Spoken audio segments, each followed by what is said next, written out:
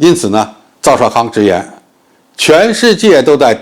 担心台海可能发生战争的情况下，只有台湾人不在乎。这一切呢，都是民进党长期给台湾民众洗脑所产生的结果。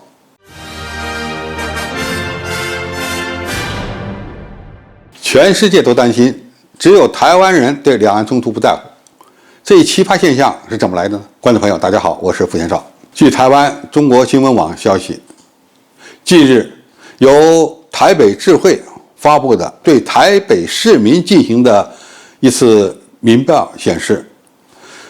有过半数受访的岛内民众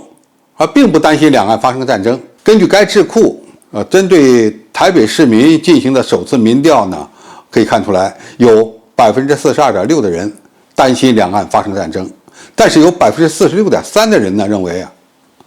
美国会出兵帮助台湾，还有 27.9% 的台北市民或者是受访民众表示不太担心，另有 22.3% 的人表示完全不担心。那怎么会出现这样的一个情况呢？民进党在台湾省上台以后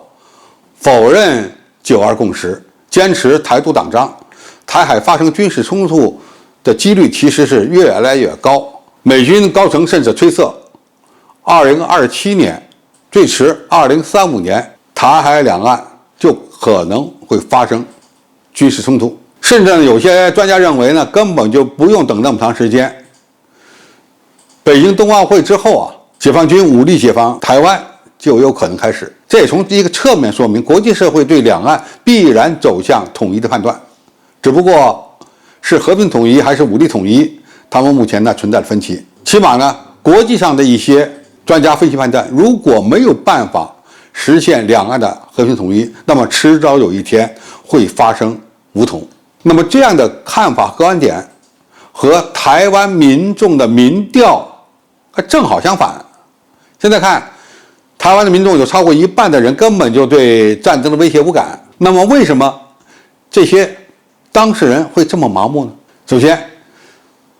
民进党上台之后控制了台湾网络的舆论，台湾的大部分民众根本就不了解外面的资讯，尤其是他们把控的1450网军，在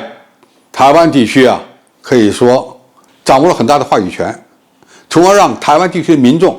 就像生活在井底，对外面的事情不清楚不明白，只能选择性的接受他们传输的一些理念，根本就感受不到风险。另外呢，台湾的电视媒体和他的网军一样，也是依托一些不靠谱的所谓专家来进行相应的宣传，特别是这些嘛事不懂的专家呢，还刻意贬低解放军能力，抬高台湾地区所谓军火的性能，比如说什么他们开发的红隼火箭弹可以直接打登陆舰， F-16V 这款改进型的战损式军机可以对抗大陆的歼20隐身战机，他们现在刚刚列装的导弹艇能够成为航母杀手等等。殊不知，无论是 F-16V 以及它的导弹艇都不是我军的对手。你像这些导弹艇能躲得过大陆解放军无人机的追杀吗？一旦两岸开战， F-16V 不要说什么对抗歼20了，它能不能飞起来都是一个问题。显然这些信息台湾民众是不掌握不了解的。另外呢，还有 46.3% 的台湾人仍然相信美国人会保护他们，充分说明台湾媒体给他们的洗脑还是起到了相当大的作用。实际上，美国的参联会主席、副主席实际上都强调不追求与中国开战，全世界都听到了，唯独是台湾民众听不到。第四呢，目前还有相当多的台湾人认为就算两岸发生战争，与自己关系也不大，觉得事不关己，高高挂起。这个呢，确实是有点中国人的传统了。我们不妨回想一下清朝末年，八国联军侵入北京，当地的民众所表现出的麻木，认为外国军队和中国军队打仗那是皇家的事儿，跟我们老百姓没有任何关系。那么这样的一个传统呢，现在一直传承给台湾地区的民众了。凡是不涉及到自己的事儿，他们就可以不关心。但实际上，一旦两岸开战，你不涉及是不可能的。因此呢，赵少康直言，全世界都在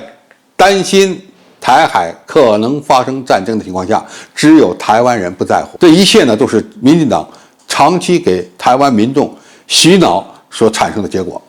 从这份民调我们可以看出来，我们采取的现行的一些对策，可能很难让多数台湾人相信支持民进党就可能带来战争风险。未来呢，需要采取更多更强有力的针对性的措施，比如中国大陆认为和平统一已经被台独分子严重践踏和破坏，那么就有可能采取更加强有力的手段，比如说派出无人机穿越台岛和外岛进行相应的侦查和监视。因为不管怎么讲，台湾是中国不可分割的一部分，它的上空也就是中国的领空，我们完全可以合理合法的派出相应的航空器到我们国家自己的上空进行侦察监视，以防有外军入侵。当然，我们也可以派出军舰进入所有中国各岛礁、各岛屿的12海里范围内进行巡航，因为这些海域都是我们必须管辖的领海。统一是历史的必然，绝对不是像鸵鸟那样把头埋在土里就能维持现状的。对此呢，我们希望台湾的民众，特别是台湾地区的所谓的领导人，认真考虑其后果。好，今天的评述就到这里，我们下期再见。